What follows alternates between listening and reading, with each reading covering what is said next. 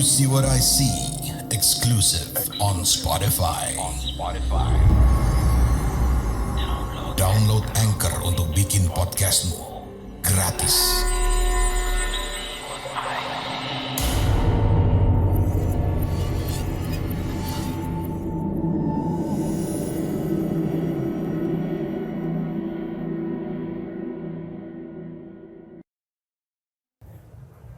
Halo warga desa Sukawedi, kadang ada yang nanya, kenapa sih tahun 90-an atau tahun 2000-an itu vibes-nya horor banget, horornya tuh kental banget. Ya iyalah kental, secara zaman dulu tuh kan ada begitu banyak tempat yang belum terjamah listrik. Ya walaupun sekarang sih masih juga. Terus rumah-rumah masih jarang, masih banyak pohon-pohon, masih teduh dan asri. Gak kayak sekarang, buka jendela itu langsung rumah tetangga. Rame, populasi juga membludak banget gitu kan. Sampai oksigen aja sekarang berebutan. Nah, zaman dahulu itu beda banget. Keluar maghrib aja kayak udah keluar jam 12 malam ya. Sepi, hening. Apalagi kalau di desa-desa. Karena orang-orang zaman dulu tuh patuh banget. Kalau gak boleh keluar rumah maghrib, ya mereka gak keluar rumah. Di dalam rumah entah ngaji, entah sholat maghrib, atau kumpul sama keluarga. Paling keluar ya kalau ada yang mau ngaji atau mau les. Benar-benar pas ada keperluannya aja. Gak sekedar nongkrong-nongkrong gak jelas gitu. Jadi bapak itu kan ngerokok ya dulu. Warung rokok itu jauh. Kira-kira bentuknya letter L dan jaraknya tuh belasan meter. Warungnya di depan sekolah SD saya. Dan bukanya sampai jam 10 malam. Itu pokoknya auranya tuh gimana ya? Zaman dulu tuh lampunya kan masih juga remang-remang gitu. Setiap rumah itu punya halaman yang besar dengan kebun-kebun gitu, banyak tanamannya, banyak pohonnya. Rumahnya hanya diterangi sampai teras aja. Sementara dari teras ke jalan itu kadang ada yang dikasih lampu kuning, kadang ada yang nggak dikasih sama sekali. Jadi gelap banget. Saya tuh kan suka main bola di lapangan dekat sekolah. Pulangnya sebelum sholat asar. Kadang habis ngerjain PR dan bantu-bantu ibu cuci piring dan beres-beres rumah. Saya bilang ke bapak, Pak, aku mau main bola nih. Tapi bapak tuh diem aja. Terus saya bilang lagi, kalau bapak mau nitip rokok sekalian dibeliin. Nanti giliran udah gelap, bapak baru mau minta dibeliin. Bapak cuma senyum-senyum terus, bilang ke saya, kalau sekarang belum ada uangnya. Kan aneh, masa pas asar ditawarin rokok bilang belum ada uangnya, giliran pas udah maghrib atau lepas isya, baru mau dikasih uangnya. Selalu aja bapak tuh seperti itu. Tapi ya saya gak bisa menolak saat bapak minta dibeliin rokok. Paling saya cuma bilang, kata bu guru ngerokok itu gak bagus loh pak, buat kesehatan. Terus bapak bilang, nah terus gimana? Masa bapak harus ngisep yang lain? Ucap bapak saya setiap saya menasihatinya. Jadi malam itu saya gak ingat kalau malam Jumat. Ya biasa kalau di kampung malam Jumat itu selalu dibumbungkan dengan suasana yang horor-horor. Saya keluar rumah pakai celana pendek, pakai kaos lengan panjang. Karena desa kami memang cukup dingin. Terus benar-benar gak ada orang yang duduk-duduk di teras gitu. Kayak zaman sekarang, ngobrol atau apapun itu. Gak ada sama sekali. Saya juga benar-benar ngerasa aneh. Beda banget vibes-nya dengan zaman sekarang. Ketika di depan rumah Mbah Sunar. Mbah Sunar itu kan punya banyak bedeng. Ada 20 bedeng yang berhadapan-hadapan gitu kan. Mbah Sunar juga punya banyak anjing. Nah, anjingnya itu kan menggonggong terus. Tapi gak ngejar sih. Saya lewat.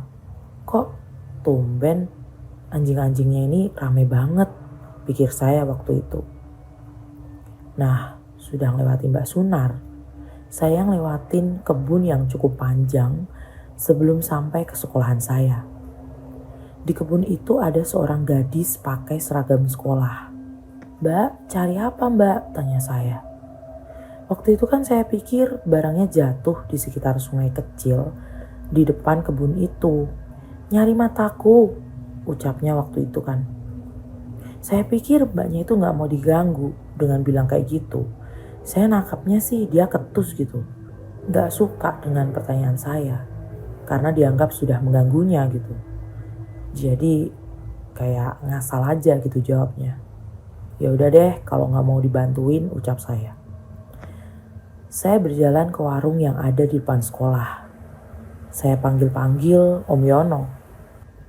Om Yono keluar. Warungnya itu ya dibiarkan dibuka gitu aja. Ya pagarnya dibuka, warungnya dibuka, cuma pintunya aja yang ditutup. Letaknya persis banget di depan gerbang sekolah. Sekolahan saya itu gelap. Waktu itu gak ada penunggu sekolahnya juga. Jadi kalau buat bersih-bersih itu ya murid-murid yang bersih-bersih. Saat jam sekolah belum dimulai. Piket namanya. Nah, di sebelah warung Om Yono ini ada rumah Om Alek yang juga banyak anjingnya. Jadi anjingnya ini menyalak-nyalak. Ya saya pikir wajar lah ya. Biasa anjing suka menyalak kalau lapar atau kalau pengen sesuatu. "Kamu berani beli rokok malam-malam?" ucap Om Yono waktu itu. "Ya beranilah Om, memang kenapa? Kamu gak tahu ada kecelakaan di dekat rumahnya Mbah Sunar?" "Loh, aku gak tahu Om," kataku. Jadi ya udah, saya kasih uangnya terus nerima kembalian. "Memangnya ada kecelakaan ya?" tanya saya gitu. "Iya," jawab Om Yono. "Tapi bapak dan ibu ataupun teman-teman tuh gak ada yang cerita. Jadi ya sudahlah, saya kembali pulang. Sampai di dekat rumah Mbah Sunar, Mbak yang pakai seragam sekolah tadi masih ada di seberang rumah Mbah Sunar. Mbak itu masih nunduk-nunduk nyari sesuatu. Dan zaman dulu itu kan HP juga masih jarang yang punya senter gitu kan. Jadi saya juga bingung mau bantuinnya gimana. Tapi kayaknya serius banget nyariinnya. Sampai rambutnya itu ke depan-depan wajahnya gitu. Jadi dia nunduk dan gak kelihatan wajahnya. Saya tanya lagi, "Mbak, masih nyari toh?" "Iya, nyari mataku," jawabnya masih ketus kayak tadi. "Mau dibantuin gak Mbak?" "Nyari mataku," jawabnya. Menurutku tuh selalu ketus kayak gitu. Ya udah deh, saya males jadinya. Terus saya pulang, terus kasih rokoknya ke bapak. Besoknya di sekolah pas saya piket, saya tuh nanya ke teman-teman saya yang masih satu kecamatan dengan saya tinggalnya. "Kalian dengar gak ada kecelakaan di sekitar rumah Mbah Sunar?" tanya saya. "Oh iya, ada beberapa hari yang lalu kayaknya." "Kecelakaan apa toh? Kok gak dengar saya?" "Gak denger lah, orang kita lagi sekolah waktu itu."